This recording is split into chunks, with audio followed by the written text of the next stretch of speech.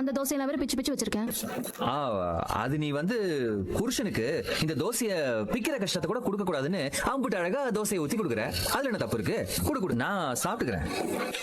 எப்படி இப்ப சாப்பிடுறேன்னு பாரு பாரு, ஈஸியா ஒரு பீஸ் ஆயிடுச்சு பாத்தியா? அப்படியே சாப்பிடுவோம். நல்லா இல்ல தானே? நல்லா இல்லையா? யாரு சொன்னது? அருமையா இருக்குது. இங்க பாரு, மல்லிகைப்பூ இட்லி மாதிரி கொலகொலகொலன்னு இருக்கு. சூப்பரா. ஏய் எங்க போற? ஏய் ராஜி, ஏய் எதுக்கு தள்ளி விட்டுட்ட? ஏய் ராஜி என்ன பண்ற? ஏய் என்ன பண்ற நீ? எதுக்கு இப்ப பைக்கை தள்ளி விட்ட? கோவம் யார் மேல? யார் மேல? அப்பா மேலதான்.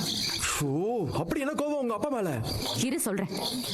சும்மா இருந்த சித்தப்பாவை பிரெயின் வாஷ் பண்ணி அவங்க பக்கம் இழுத்தாங்கல்ல, அந்த கோவம். அப்புறம் நீ எதுக்காக என்ன கல்யாணம் பண்ணேன்னு சொன்னப்ப கூட உன்னையும் என்னையும் நம்ம வீட்டையும் புரிஞ்சுக்காம இருக்காருல்ல, அந்த கோவம். ஒரு நாள் என்ன வீட்டுக்கு கூப்பிட்டாங்க, நான் வரமாட்டேன்னு சொன்னதும் அப்படியே என்ன கண்டுக்காம விட்டாங்கல்ல, அந்த கோவம். அப்புறம் அவங்க பேச்ச கேட்காம கல்யாணம் பண்ணனே தவிர நான் வேற எந்த தப்புமே பண்ணதில்ல. ஆனா எங்க அண்ணன் பண்றது பூராமே தப்புதான். ஆனா அவனை மட்டும் நல்லா நடத்திட்டு என்ன மட்டும் மட்டமா நடத்துறாங்கல்ல, அந்த கோவம். அப்புறம் கிளம்பிட்டேன், அங்கதான் வந்துட்டு இருக்கேன். எங்க எந்திரிங்க. என்னங்க ஏந்திரிங்க. என்ன மீனா? ஏய் மணி 6:15 தானே ஆகுது, அதுக்குள்ள ஏன் என்ன எழுப்பி விட்டுட்ட? கடைக்கு போகணுங்க. கடைக்கா? எதுக்கு? பால் வாங்கிட்டு வரணும். அதே நேத்தே வாங்கிட்டு வந்து கொடுத்தேன்ல. அது பால் காய்ச்சும் போது தெரிஞ்சிருச்சு. கொஞ்சம் கவனமா காய்ச்சிருக்கலாம்.